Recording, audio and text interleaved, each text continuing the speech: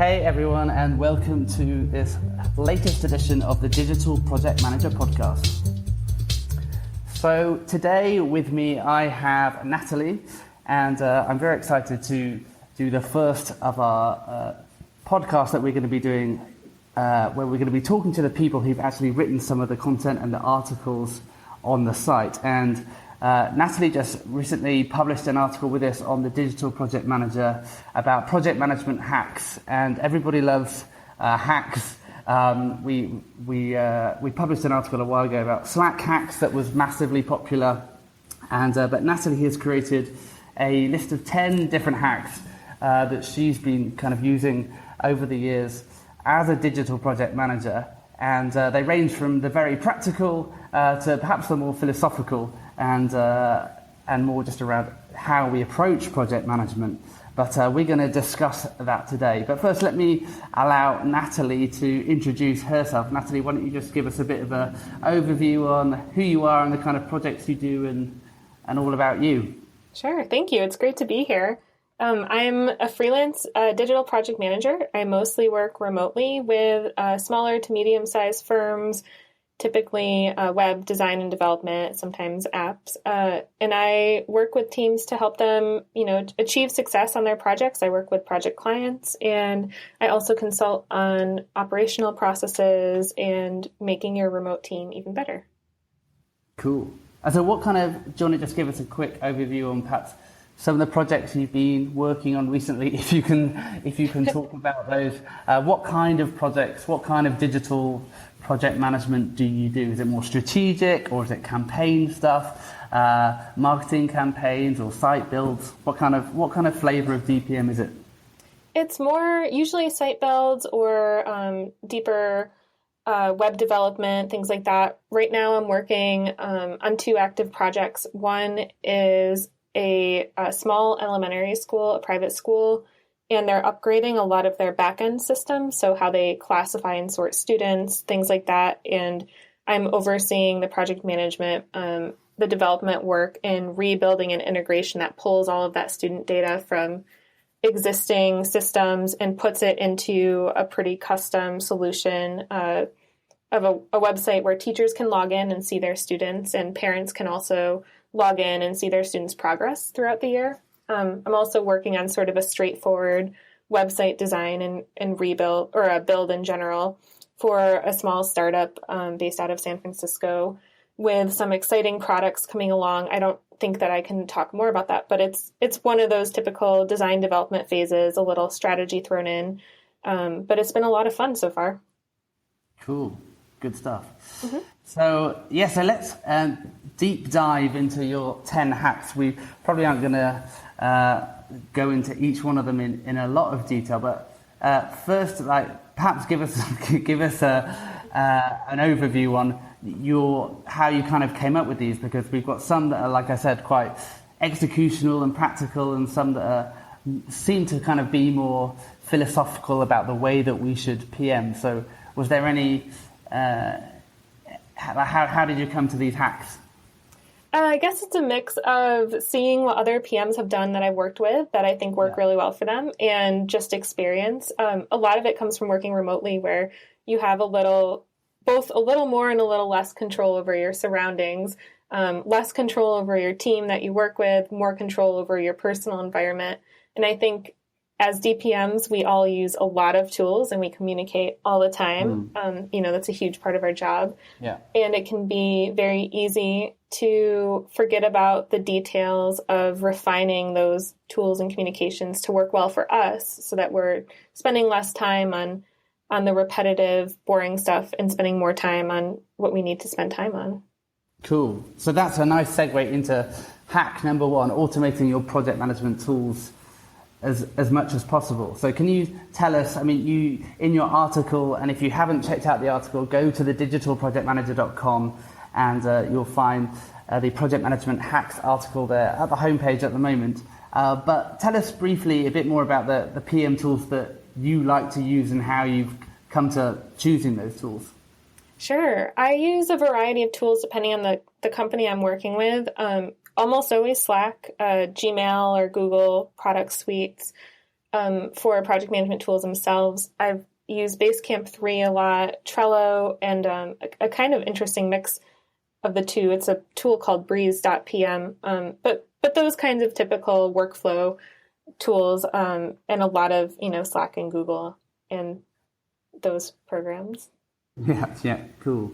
And so in your, the kind of, some of the automations that you were talking about in your article, it seems like you've kind of set things up so that when people do certain things or certain things happens, then you get notifications and magic happens. So does it require your team to kind of all get on the same page and work in the same way? Have you managed to kind of coerce your team into making this work out for you? Most of the time, yes. Some of the hacks are sort of controllable on my end. They're for my benefit. Things like notifications. In the tools I use, like how I receive those, if they're a weekly digest or, real time, things like that. But then integrations between tools, like say, GitHub and Slack or Trello and Slack, require my team to follow a certain sort of process just in that they're using those tools, which is, I think, pretty easy even to get the most wild west of teams into, committing to a repository or something. So it's definitely beneficial to have those integrations set up regardless of the sort of process that's followed, I think. Yeah. Cool. And if people were to do just one automation, what's the single automation that you find that you thank yourself for every day as you enjoy seeing it do some of its magic? I think the best for me is I use Slack as a chat tool with almost every team. So integrating the project management tool I'm using on a project into a Slack channel is so helpful because it'll give me information like if someone's updating a task assigned to them, if they flag an issue and have a certain marker on that task or move the task to a completed column, that gives me immediate insight into what's being done. I don't need to log into another program to see it. I don't need to check my email. So I think that kind of integration is the easiest automation to have. That being said, if you don't use tools like that, I love sending digests of information to my email because it's just having that one true place to look at a quick overview of everything going on without having to go into like 6 different programs to check the status of something. Great stuff. And is there any times that your automations have catastrophically failed and you've ended up with a disaster because something didn't happen that was supposed to? Yes, I think it could go both ways where integrations like that fail for whatever reason. Something's updated and I just don't realize it until too late, or the opposite where the integration works so well, you're being slammed with notifications in that one place you put them, which definitely isn't ideal. Yeah. Cool. Good stuff. So let's move on to number 2. And it's use a RACI matrix on every project you manage. So for the uninitiated on RACIs, tell us a bit about those and why you like them. Yeah, I have to admit, I use them a little untraditionally on my projects, but the basic idea is to give insight into all of the responsibilities, roles, ownerships on a project, and make it very clear which person on a project or which team is expected to interact in a certain way on a project and make decisions. So a lot of people make these at kickoff. I think it's a really great way to be clear. For example, the project client is in charge of deciding with their team, what kind of content we're moving forward with. But at the same time, we need to have insight on our team between specific departments into that. So it's basically designating those different responsibilities between the parties involved on a project. Cool. And then I know in the article you put an example in there of a RACI, but when it comes down to it, how do you get to that decision-making, or tell me about your decision-making process where you get to decide, well, who goes in what column, who is consulted, who is the person that's just informed, What does being informed mean? What does accountable mean? Like, how do you get to that point of deciding, okay, you're Mr. Responsible and you're just informed?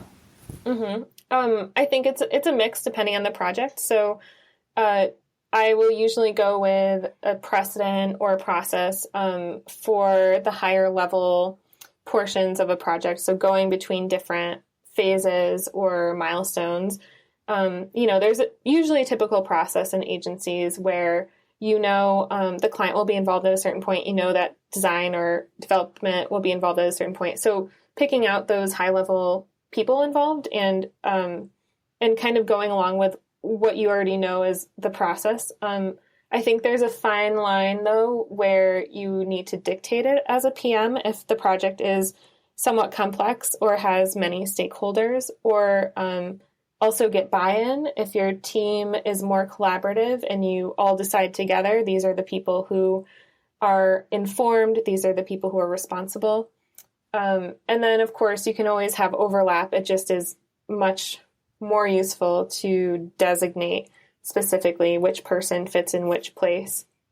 Yeah, definitely. And one of the things that I think is often challenging on a RACI is knowing how much detail to go into. So to what extent do you break it down? Do you break it down by phases? Do you break it down by tasks? Are you breaking it down by deliverables? How do you go about making that decision, and what kind of detail do you like to go into? On smaller projects, I definitely like to do it based on I guess phases or end large deliverable. On bigger projects, which is either more complex or longer term or more people, the word big can kind of describe many things on that. I like to break it down more granularly, but I also like the idea of using a RACI matrix for things that people don't typically think about, like what the content workflow or update workflow will look like after launch, because that really helps your client or your stakeholders understand the amount of work or the amount of people involved in committing to that and thinking it through. So it really gets everyone on the same page and really manages those expectations in general to use a RACI matrix on a project. Good stuff. So let's hit number 3. Say hi to your team and co-workers daily. So is that, and on the face of it, this sounds like, you're not saying hi to them? But yeah, how do you work this? How do you kind of see this, working remotely versus in an office? And you've mentioned it a few times that you spend a lot of your time using Slack as a tool. So do you find? One of the things I found is that Slack is a brilliant tool, and I love it. But I also find that we can end up with teams who are working together on the same pod, who are typing to each other, even though they're sat right next to each other. And so how do you bridge that gap between the kind of virtual communication and the in-person communication and bring this to life? Yeah, there's definitely a balance to be struck. It's difficult to say what amount of person-to-person interaction is best for a team. And obviously working remotely, that's more of a forced interaction. If you're getting onto a call or video call or something like that, you're not seeing that every day. But I think it's just so helpful to gain that rapport with people and let them know that they're still there. So I kind of like to switch it up. I will ping members of my team either individually to ask them a particular question or see if they have a blocker or just ask how they are, or I'll kind of I don't mention the channel. I feel like that's a bad practice, but in general, I'll post to the channel. When you're desperate, you have to. Exactly. But yeah, just mention to the kind of the project group as a whole, like, hey, like, how is everyone? How are you doing? Any issues? I just think it's so great to have that interaction in a much more casual way and not always have an end goal in mind and like obtaining information or obtaining a status or clarifying something. And it gets people to loosen up a little bit. Yeah. Good stuff. So next up, number 4 is learn to say no on a project gracefully but firmly. Tell us a little bit more about that. Saying no is definitely something I struggled with. as a younger PM, and it's hard to do, I think, when you're generally people facing and nice, but Generally nice. yeah, generally, I see it as something to do to protect myself and protect my team and protect the project. I think it's really important that we learn when the appropriate times to say no or to push back are, whether that's scope change, which is obviously something we're all familiar with, or protecting time on a project, clarifying things so there isn't like an immediate reaction with a client who's asking for more that is, maybe it's not the best choice, but maybe they actually mean something else. So being able to push back and say no in some way, in whatever form, to requests that will cause stress or time issues or budget issues is really important to learn, and to also understand like when those times come, like what is the best way to handle it. Yeah. So talk us through a scenario when you had to say no, and kind of how you go about saying no in a way that maintains, keeps everyone happy as much as you can. Mm-hmm. And I think a kind of like a trick to this is that no isn't always like straight out no, but very recently this week, actually, I was working with a team where we're working in sprints, and our sprint cadence has gotten thrown off. So we had to shift all of our demo meetings and retrospectives and planning. And it was actually a team member I had to say no to. He and I got into a discussion about whether the timing of a certain meeting mattered between 2 days, and I was pushing to not have major meetings on Mondays. I think that's a messy day to have meetings. And, everyone's getting back from the weekend and needs to settle in. And he was adamant that Monday would be the best day. And I just had to say, listen, I understand, this is a 10-person team, you're one person, and I don't think this will negatively affect you, but I totally understand your concern. It's just that this has to happen on Tuesday. I will reconsider if it doesn't seem to work for the next few weeks, but in my opinion, that's the best judgment, and we need to move forward with that so that we can continue on with our days. So it was a soft no, and I've considered it, and I know best for the team in this particular situation, but it was important to recognize that furthering that discussion was not going to work for either of us. Yeah. Fun but fair. Yes, I try. and so I guess, saying no to your team. Sometimes we have as a project manager, we do have a mandate to be able to say to our team, hey, these are the kind of the ground rules that we are gonna, and the parameters that we're gonna work within. But in terms of saying no to a client, so I know a kind of typical scenarios for when you might need to say no that you mentioned are things like when a client is trying to increase the scope, or when they're trying to gold plate something, yes. when they're trying to bring forward the deadline, when they're trying to cut costs in some way. So what are the kind of techniques that you might employ when tackling that with a client, when you're trying to maintain the relationship, you're trying to keep the client, keep the project on track? How do you deal with those kind of sensitivities?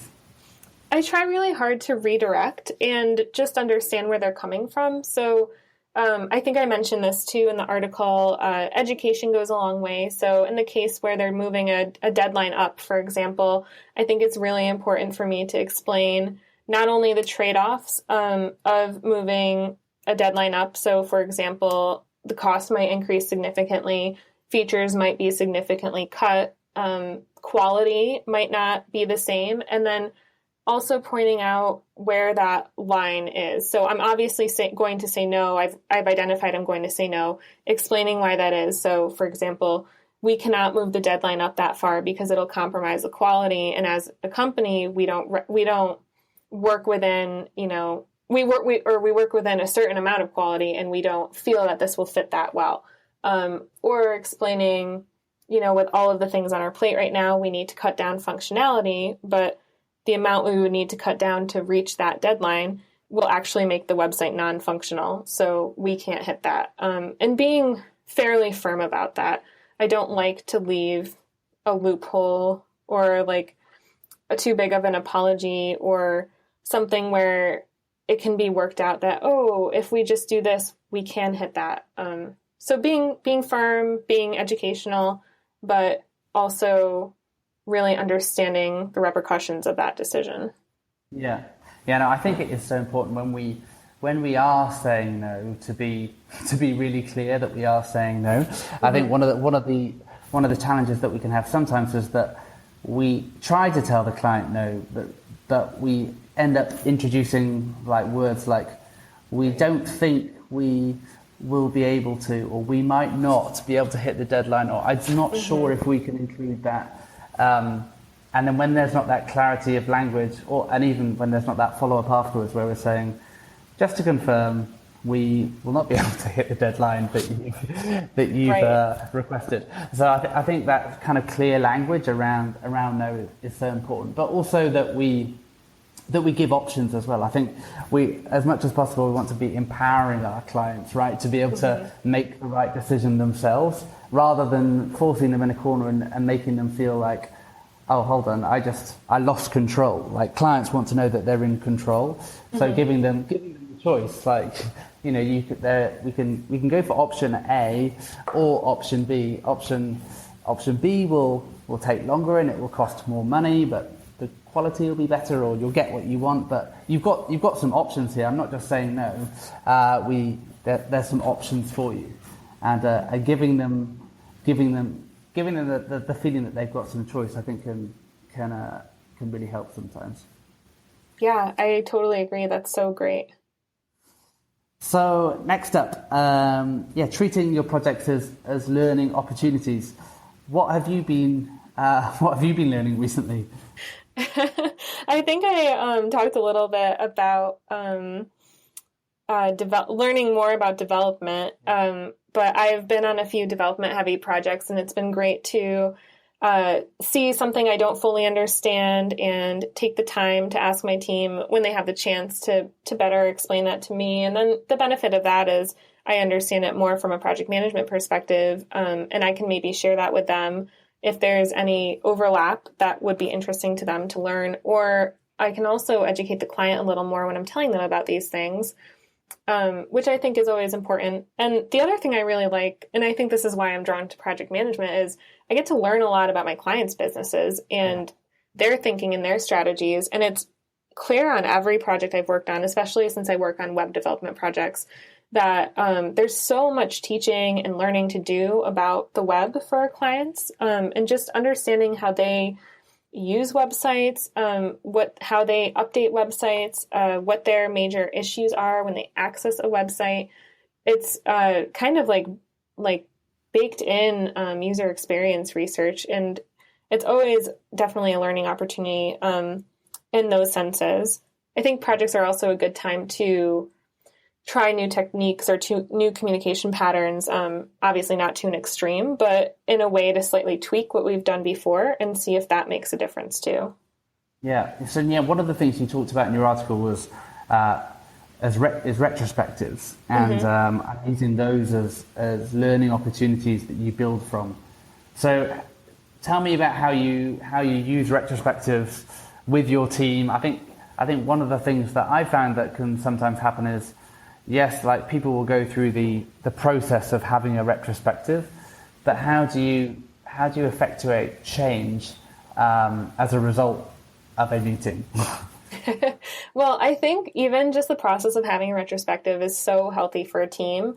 I've definitely been on projects where there's a ton of ranting and grumbling behind the scenes, and every time we've done that, it comes from a core issue on the project itself, whether that's the client, our process, the project itself, how it was managed, how they were, how my team was working on it, all of that. There's always something we learn from kind of random ranting and grumbling.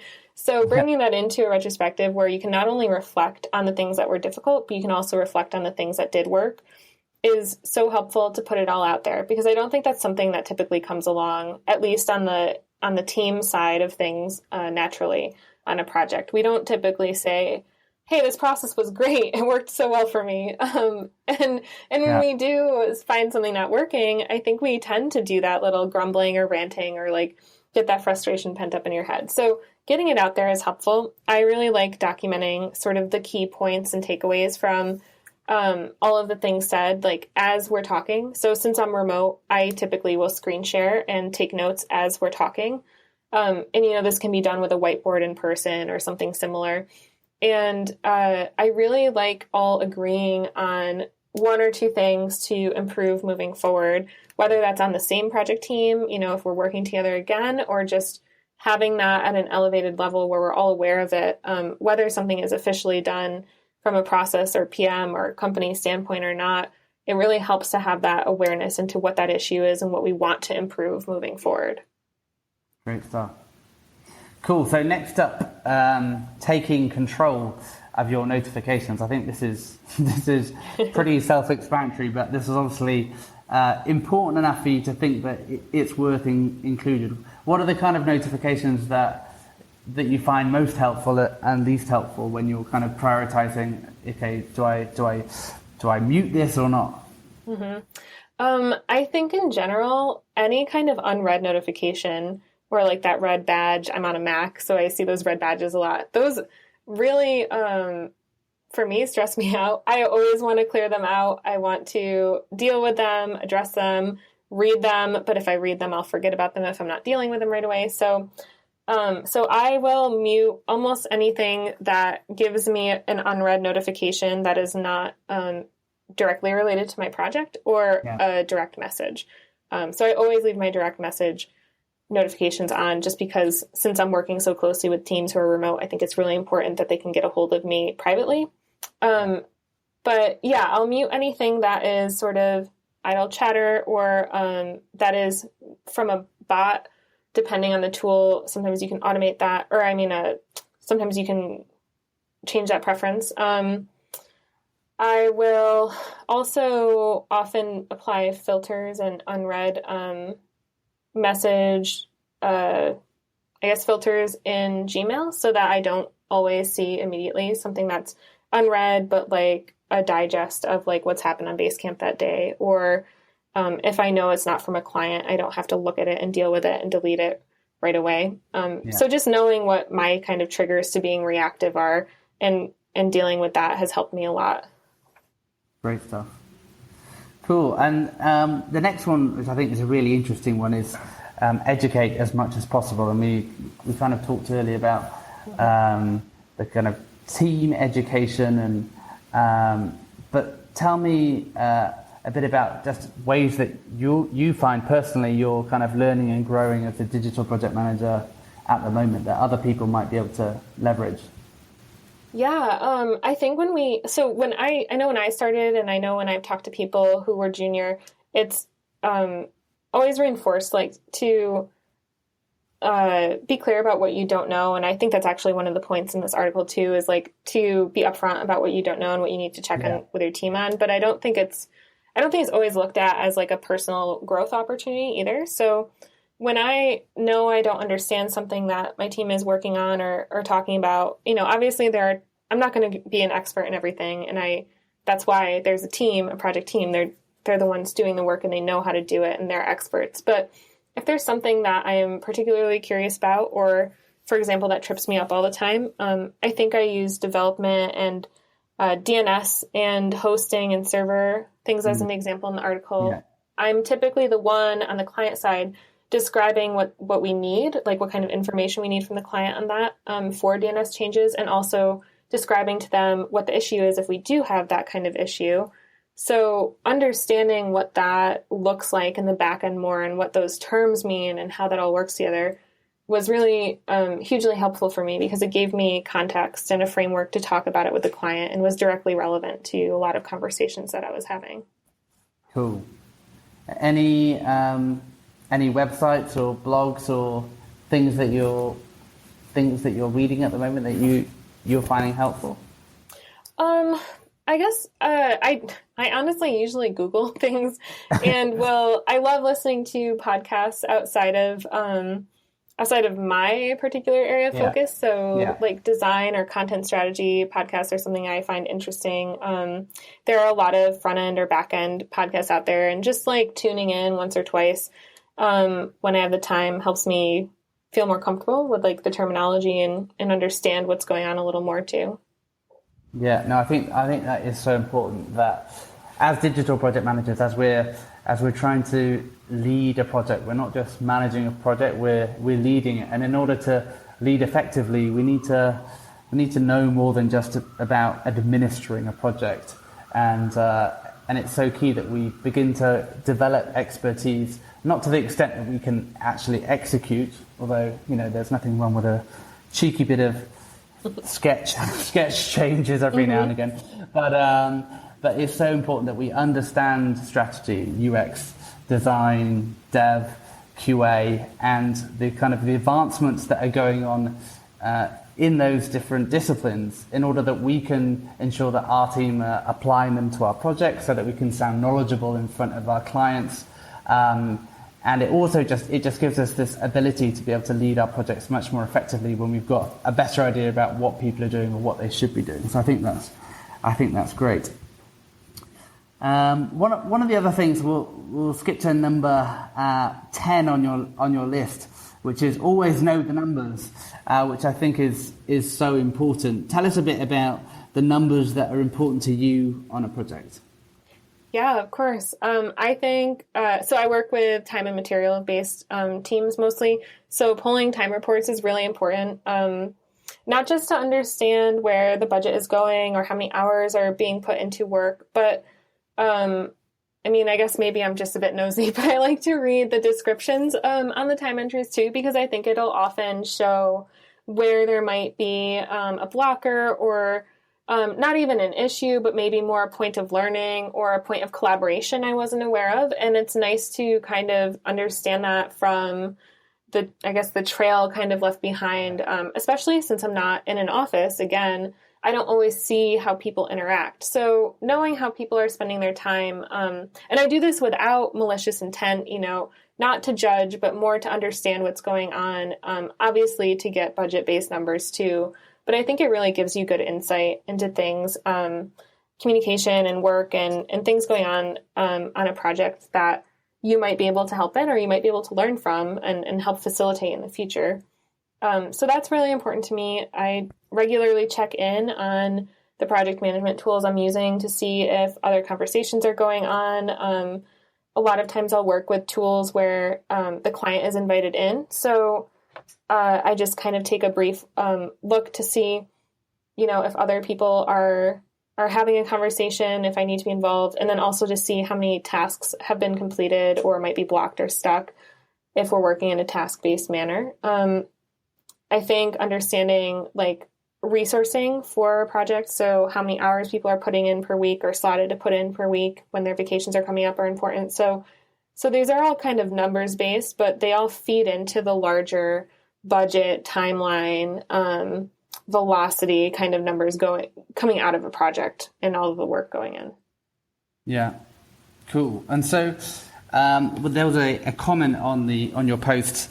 Someone said that they're recently switching to a PM role from an AM role at a marketing agency, and there isn't much structure around the role. So they're wondering if you had any recommendations on how best to do reporting on hours budget, Excel spreadsheets, tools that you would recommend. How do you do the kind of the nuts and bolts of your reporting? What do you use for that? I work on, most of the teams I've worked on use Harvest or time tracking tools like that, where the team puts in their time spent every day or every project, and I can pull reports from that. So I can pull daily, monthly, weekly reports. So I think the importance is kind of understanding how your team is allocating their hours and how they're tracking it, and then building a system from there. If I'm reporting to a client, there's a nice feature in Harvest, but I think in other tools as well, where you can export to a CSV or an Excel spreadsheet or a Google Drive sheet, and I can kind of clean up the entries, and summarize it if they need a detailed view. Otherwise, if it's like a report for a client or for my team, just pulling the numbers myself from wherever it's being tracked and reporting on that either verbally or in an email can be helpful. Yeah. And how do you kind of reconcile those numbers then? So obviously your people are doing the work, they're logging hours against it. How do you actually know whether or not you're on track or not? How frequently are you doing those reconciliations against the estimate? And how does that process work? I tend to do that mostly weekly. If it's a really, really busy week, I'll check in multiple times a week with whatever tool is being used. I should mention, I've also worked on projects that are not, time is not tracked against it that granularly. It's more people are blocked off to work that full day. And in those cases, I will go and make sure in the tool that we use to allocate people's days, I'll make sure that's accurate for what people worked that week based on like what I hear from the PM report that week. So to reconcile hours in general, I'll pull a report weekly or semi-weekly if it's busy and make sure all time is in and just check that against the estimate or whatever we're working against, the budget, and make sure I'm also taking a look at how much might be allocated towards internal time or education or learning, which isn't that frequent, but it comes up. So just getting sort of a week-to-week look, and that's typically how frequently I update my clients as well on their projects. So it gives me a good sense of how far along we are, and generally that doesn't fluctuate too wildly if I'm only looking weekly. Yeah. Good stuff. Well, thanks so much, Natalie, for joining us. I think that's been really helpful in just helping us understand a bit more about the way you work and some of these hacks that you've pulled together so that we can all learn from them too.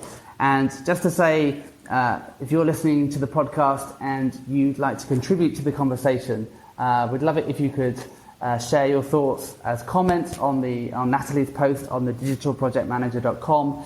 But we've also got a Slack team. So if you click on the community navigation item on the Digital Project Manager site, you can sign up to join us on Slack and continue the conversation there as well.